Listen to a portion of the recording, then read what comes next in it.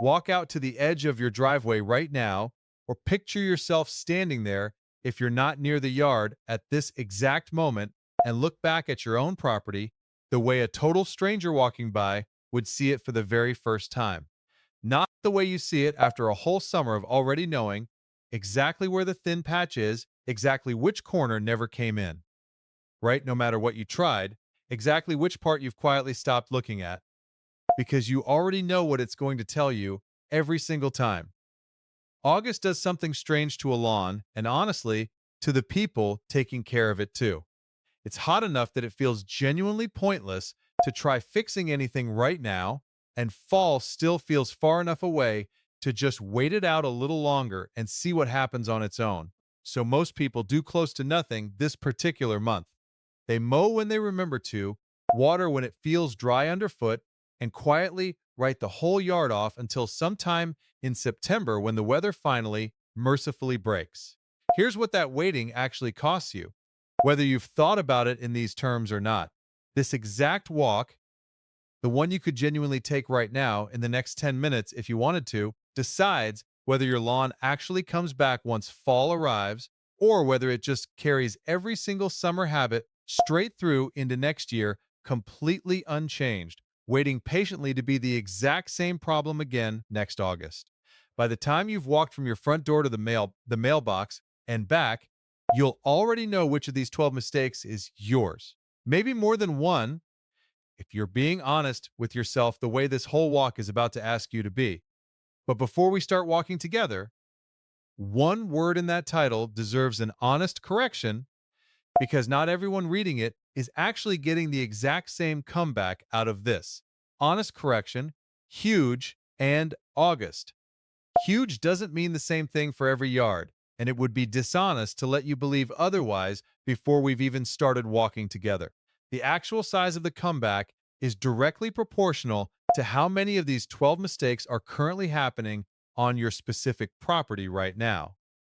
Nothing more mysterious than that simple relationship. A yard making two small mistakes sees a real noticeable improvement once they're corrected, but a genuinely modest one in the grand scheme of things. A yard making 8 or 9 of them at once is going to see something dramatically bigger once those habits actually change, simply because there's dramatically more room to recover from in the first place. This isn't 12 mistakes stacked up to scare you. It's 12 individual chances, and how many of them actually apply to your yard specifically is what decides how huge actually turns out to be by the time fall arrives. August specifically matters for a reason most people never stop to think about while they're standing in the heat, wishing the season would just move faster. It's the hinge point between summer stress and fall's real growing window opening up. Cool season grass, fescue, bluegrass, ryegrass does almost all of its serious root development once nights start cooling down and rain becomes more reliable again, typically starting sometime in September, depending on your specific region. Whatever habits are still firmly in place when that window actually opens either compound through it, working in the grass's favor right when it's finally trying hard to grow again, or get carried straight into it unchanged, working directly against the exact recovery you're hoping to see happen. Fixing something in August isn't fixing it late in the game, it's fixing it right before it actually matters the most. Start the walk where almost nobody actually stands, at the edge of the driveway, looking back at the house. Stop 1. The curb, looking back at the house. From out here, at the curb, you can't see a single individual blade of grass. What you can see is everything about how it's been cut, and that's genuinely more revealing than most people realize. Mistake 1 is scalping the cut too short. A lawn mowed too short reads as pale and stressed from this distance, thin in a way that's genuinely hard to name specifically but easy to notice the second you actually look for it. Cutting below the recommended height exposes bare soil to direct August sun, which spikes evaporation and puts real stress directly on the crown of the plant, the low, tight cluster of tissue it actually regrows from after every single cut. Cool season grasses should sit at 3 to 3.5 inches through August specifically, noticeably taller than the shorter spring cut. Most people default to purely out of habit rather than any real reasoning. Warm season grasses like Bermuda and zoysia run shorter, generally 1 to 2 inches, but the same core principle applies regardless of which type is actually growing under your feet. Never scalp it down chasing a tidier finish because that tidiness comes at the direct cost of the plant's ability to survive the exact heat it's currently sitting in. Mistake 2 is a dull blade, and it's honestly harder to spot than the very first mistake because it doesn't announce itself in the same obvious immediate way. From about 10 feet back, a lawn cut with a dull blade reads as a hazy, grayish brown cast sitting over the whole surface rather than clean, uniform green underneath it. That's not disease. And it's not drought stress either, even though it can genuinely look like both from a distance. That's torn grass tips slowly browning at the wound instead of healing cleanly the way a properly sharp, clean cut allows every single time. Sharpen the mower blade every 20 to 25 hours of actual cutting time, which works out to roughly once a month for most yards during peak growing season. More often if the lawn is larger or the mower runs weekly without fail. From the curb, you can't see a single blade of grass up close. You can see everything about how it's been cut, and that's exactly the point of starting here. Walk further onto the lawn itself now, and the next two mistakes only actually show up once you're standing right in the middle of it, not from 30 feet away. Stop 2, walking the open lawn. Mistake 3 is shallow, frequent watering, the habit that feels responsible and attentive on the surface, but quietly works against you in exactly the way you'd least expect from something that feels so caring. Watering a little bit every single day trains roots to stay near the surface, exactly where August does the most damage and dries things out the fastest, since the plant never has any real biological reason to reach further down for moisture. It's already being handed daily near the top of the soil. Water deeply and infrequently instead. Roughly 1 to 1.5 inches per week total, delivered in 1 or 2 longer sessions rather than 5 or 6 short daily ones, pushes roots downward into soil that stays measurably cooler and holds moisture considerably longer, exactly where those roots actually need to be heading as fall approaches. Mistake 4 is watering at the wrong time of day, a detail that feels genuinely minor at first glance, but honestly isn't once you understand why. Afternoon watering loses a meaningful percentage to evaporation before it ever reaches the root zone at all, essentially wasting a portion of every single session before it can do any good. Evening watering avoids that particular loss, but leaves grass sitting wet all night long, which invites fungal disease to quietly take hold while nobody's watching or thinking about it. Water early in the morning instead, ideally somewhere between 5 and 9 a.m., so moisture has real time to soak in before the day's heat peaks, and the grass itself has enough time to dry out completely before nightfall arrives and creates that damp overnight window. Fungus depends on. Mistake 5 is mowing on a rigid calendar instead of by actual growth rate, which sounds like a small, forgivable scheduling detail, but genuinely compounds badly over an entire season. Cutting every single Saturday, regardless of how fast the grass has actually grown that particular week, means scalping it during slow growth stretches and letting it get shaggy and stressed during fast ones, neither of which does the lawn any favors. Mow by the 1/3 rule instead. Never remove more than a third of the total blade height in any single cut. Whatever day of the week that specific threshold actually happens to fall on, even if it breaks the usual routine, the lawn was never on your schedule. It was always on its own, and August is exactly when that gap between your calendar and the plant's actual needs gets punished the hardest. Everything so far on this walk has been visible standing up, easy enough to catch just by looking. The next few mistakes are completely invisible until you actually kneel down and look closely at the soil itself. Stop 3, kneeling down at the soil line.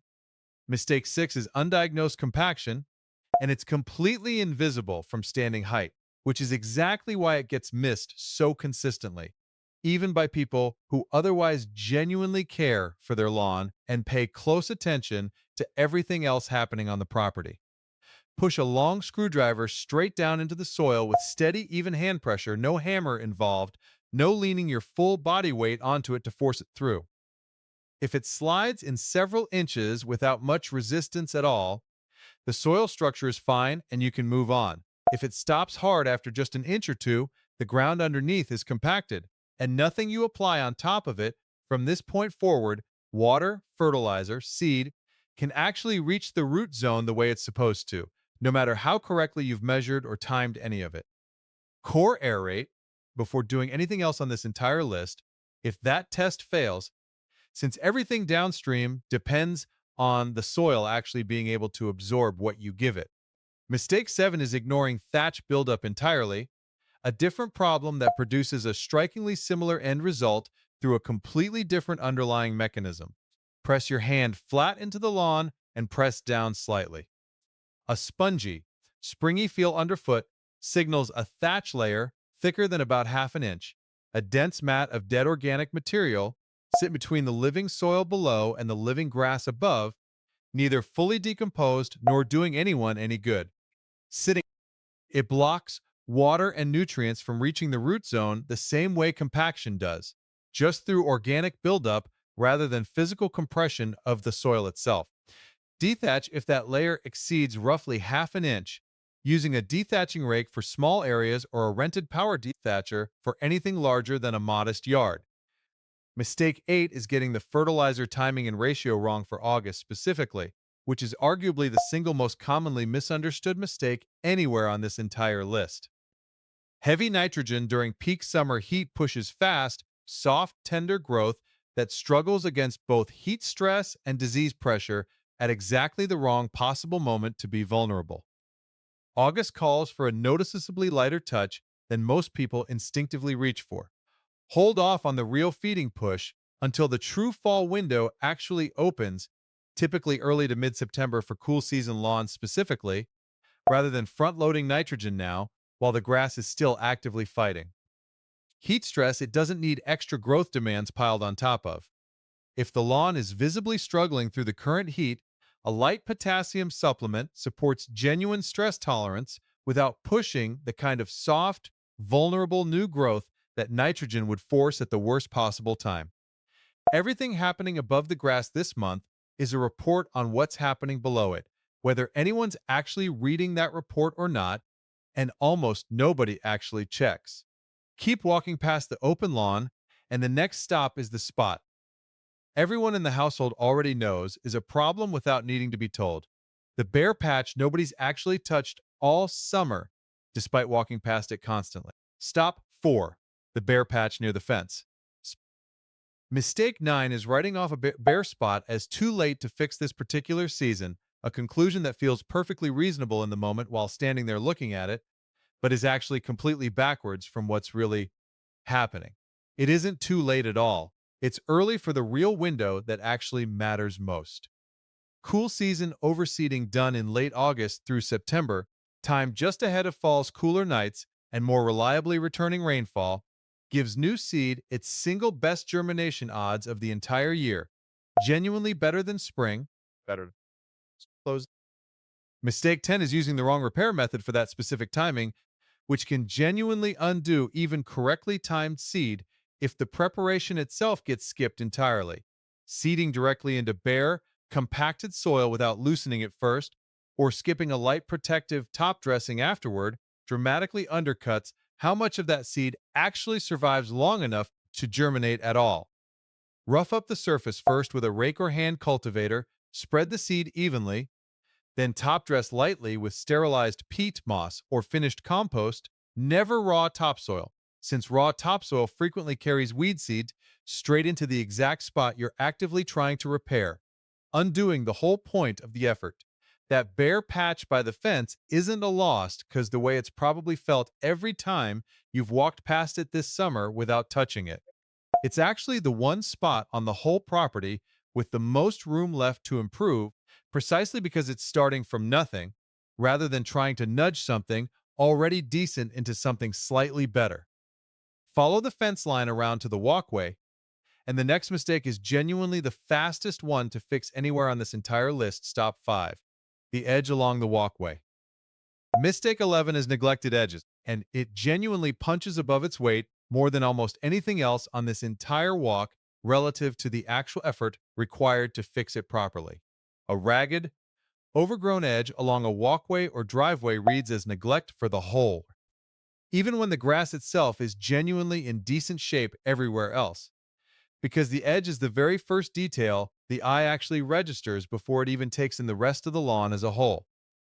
A clean edge, cut carefully with a half-moon edger or a string trimmer held vertically along the line, is genuinely one of the fastest fixes anywhere on this list, relative to how dramatically it changes the entire property's overall impression from the street.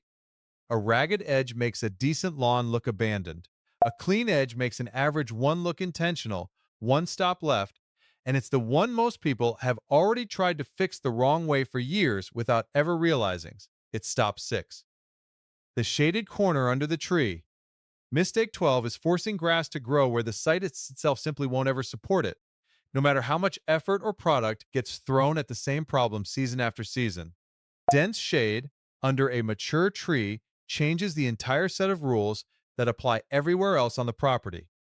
Most turf grasses need a genuine minimum of 4 to 6 hours of direct sunlight a day just to sustain themselves at even a basic level, and no amount of extra seed or extra fertilizer poured into that corner substitutes for light that simply isn't reaching the ground to begin with. Work with the site instead of fighting it indefinitely, year after year with diminishing results each time. A shade-tolerant fescue blend, where the available light is merely marginal rather than absent, or honestly accepting the spot for what it actually is, mulch, ground cover, or a small garden bed, in spots where the light is genuinely and permanently absent entirely. Some corners were never going to be lawn. The mistake isn't the shade. It's refusing to let that corner become something else. 6 stop-stops walked through together, 12 mistakes named, and explained fully along the way. Here's what actually happens when every single one of them gets corrected. Walk the exact same 6-stop path again. 30. Full days later, the 30-day return, walking the same path again, back at the curb. Day 30 shows a more even, deeper green from the corrected mowing height and a freshly sharpened blade. Not a dramatic transformation from this distance yet, but a genuinely measurable one if you compare it honestly against where it started a month earlier. The pale, stressed look from cutting too short has visibly softened, and that hazy gray-brown cast from the dull blade is gone entirely now that clean cuts are healing properly instead of tearing. Out on the open lawn, the watering correction shows up most clearly in how the grass handles the next hot afternoon without wilting the way it used to by 2 o'clock every single day. Roots pushed deeper over the past month through the switch to deep, infrequent watering are already doing their job, holding moisture reserves the shallow-rooted version of this same lawn simply never had access to before. Down at the soil line, the aeration holes are still faintly visible if you look closely, but they're closing in on themselves naturally as expected, and water poured onto the surface now visibly absorbs within seconds, instead of pooling and running off sideways the way it did during that first screwdriver test a month ago. The spongy, springy feel from the thatch layer has noticeably thinned as well, no longer blocking the same amount of water and nutrient movement it was before. At the bare patch, there's early germination, thin new blades pushing up through the peat moss top dressing, genuinely encouraging progress to see in person, but not yet anything close to a filled-in patch you could call finished. That full timeline runs a realistic 4 to 6 weeks minimum from the actual day it was seeded. So at 30 days in, you're watching real progress unfold, not looking at a finished result you can check off the list. The edge along the walkway has stayed sharp with almost no ongoing upkeep required. Once it was properly established that very first time, a small, low-effort win that's been quietly holding the whole property's overall impression together the entire month. And the shaded corner, if it was actually converted to something else, rather than fought for yet another losing season, already looks intentional instead of struggling, because it's finally doing the specific job it was genuinely suited for all along, instead of failing at a job it was never going to succeed at in the first place. I want to be honest about what 30 days actually does and doesn't accomplish here, because overselling this final stretch would undo everything honest about the rest of this walk. It corrects the underlying habits and shows the trajectory clearly across every single stop we've covered together. But full recovery, especially that bare patch and any real structural soil work coming out of aeration, genuinely extends further into fall and sometimes even into next spring before it's completely, fully finished. This is a comeback caught in motion, not a finished one standing here at the 30-day mark, and pretending otherwise would be exactly the kind of overclaim this whole video set out to correct from the start. 30 days doesn't make it perfect. It makes it honest, and honest is what a fighting lawn actually needed the whole time, more than it ever needed a guarantee it was never going to get anyway. Comparison.